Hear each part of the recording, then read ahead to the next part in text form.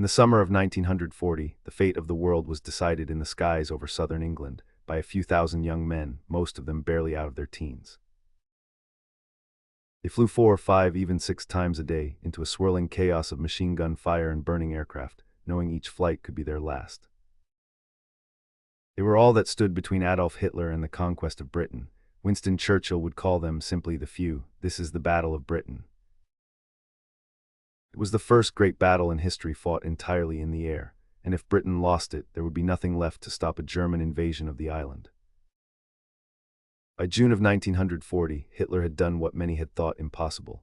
In a matter of weeks, his armies had overrun France and driven the British army off the continent. Now only a narrow strip of water, the English Channel, separated the most powerful army in the world from a Britain that stood completely alone. Hitler drew up plans for an invasion, code-named Operation Sea Lion, to carry his troops across the Channel and finish the war in the West. But there was one obstacle in his way. To land an army by sea, Germany first had to control the sky, and the sky over Britain belonged to the Royal Air Force. So Hitler handed his Air Force, the mighty Luftwaffe, a single task: destroy the RAF, sweep it from the air, and then the invasion could begin. Its commander, Hermann Göring, boasted that his airmen would sweep the British fighters from the sky in a matter of days. He was utterly certain of it. On paper, it looked hopeless for Britain. The Luftwaffe was the largest and most battle-hardened air force in the world, fresh from crushing victories across Europe. The RAF was outnumbered, and many of its pilots had only a handful of hours in their fighters before they were thrown into the fight of their lives. But the British had 2 superb machines: the nimble, iconic Supermarine Spitfire and the sturdy, reliable Hawker Hurricane, which quietly did most of the fighting and most of the killing. And they were flown by an extraordinary mix of men, not only British but Poles, Czechs, Canadians, Australians, and more, many of whom had already lost their own countries to Hitler and who fought with a special fury. A single Polish squadron, burning with hatred for the Germans who had crushed their homeland, became one of the deadliest fighter units in the whole battle. Some were teenagers who had learned to fly only months before. In the hardest days ahead, a new pilot's life could be measured in weeks, sometimes in days. But Britain's greatest advantage was invisible, and it was a closely guarded secret: radar. Along the south and east coasts stood a chain of tall towers that could detect German aircraft while they were still gathering over France, long before they ever crossed the Channel. That information flowed into a network of control rooms, the first integrated air defense system in the world, built by Air Chief Marshal Hugh Dowding. In those rooms, women pushed wooden markers across huge map tables, tracking every raid as it happened, while controllers guided the fighters straight toward the enemy. It was a quiet revolution. Instead of wasting precious fighters on endless patrols, the RAF could wait on the ground, then scramble at the last moment and arrive exactly where they were needed. The system also depended on the observer corps, telephone operators, plotters, mechanics, and ground crews. The pilots became famous, but an enormous human network put each fighter in the right patch of sky. In effect, it tripled the strength of fighter command, and it let a smaller force defeat a far larger one again and again. The Germans never truly understood this. They could see the towers, but they never grasped that they were fighting not just aircraft, but an entire invisible machine that watched them coming every single time. The Luftwaffe had another problem: distance. Its Messerschmitt fighters had only a short time over southern England before fuel forced them to turn for France.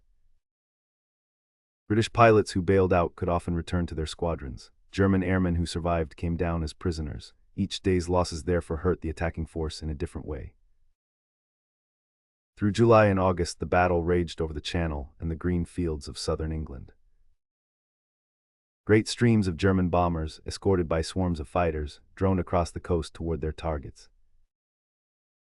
And up to meet them climbed the Spitfires and Hurricanes, tearing into the formations in a whirling, deadly dance that scrawled white contrails across the summer sky.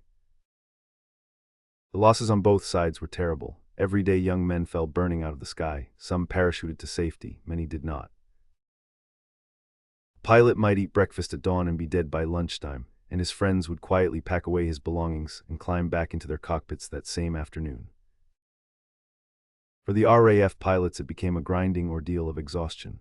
They lived beside their aircraft, snatching sleep between scrambles, flying until they could barely stand. The strain was almost beyond bearing. pilots fell asleep in their cockpits waiting to take off and woke from dreams of fire.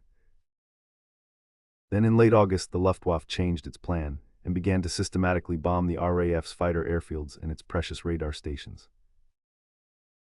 This was the true danger. Runways were cratered, hangars flattened, control rooms wrecked. Slowly, the strain began to tell.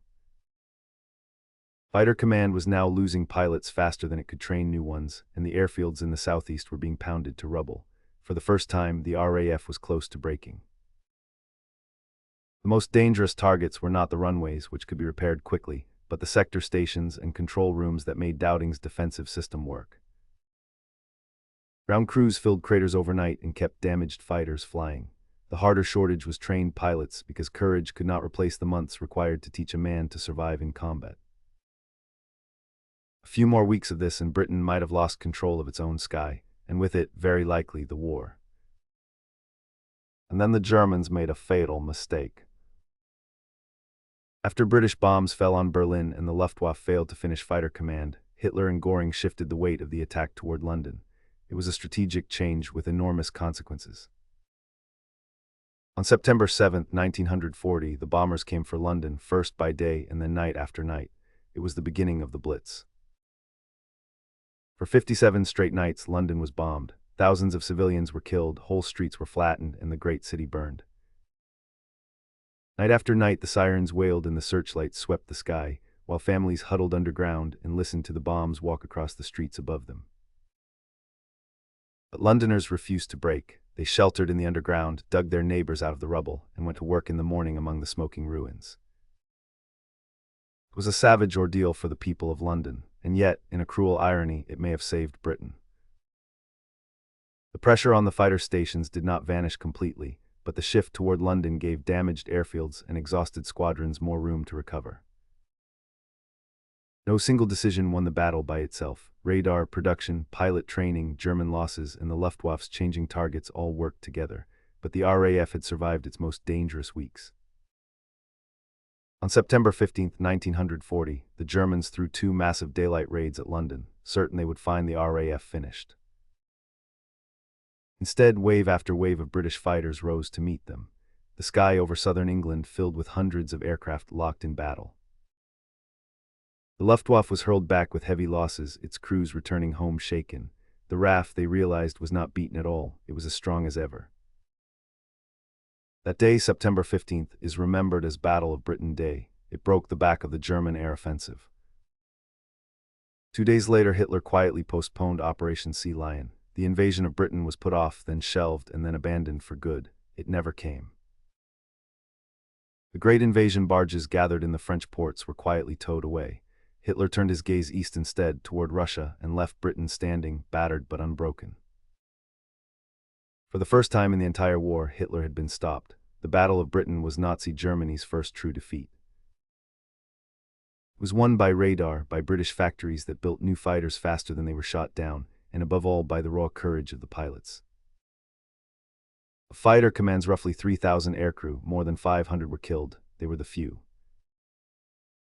They came from a dozen nations, most were barely into their 20s, and hundreds of them gave their lives in a single summer to keep one island free. Watching them, Churchill spoke the words that would define them forever. Never in the field of human conflict was so much owed by so many to so few. He meant every word. A few hundred exhausted young men had held off the most powerful air force on Earth, and in doing so had bent the whole course of the war. Because Britain survived that summer of 1940, it stayed in the war, an unsinkable island base from which, 4 years later, the liberation of Europe itself would be launched. The young men who died in those bright skies had not only saved their country, they had held the door to Hitler's defeat open when it might so easily have slammed shut. For that, the world owed an incalculable debt to a handful of young pilots in Spitfires and Hurricanes, many of whom would never live to see the victory they had made possible. Next time, Leningrad, the city that endured an 872-day siege. After that, you decide. Tell us which battle or campaign we should cover in the comments.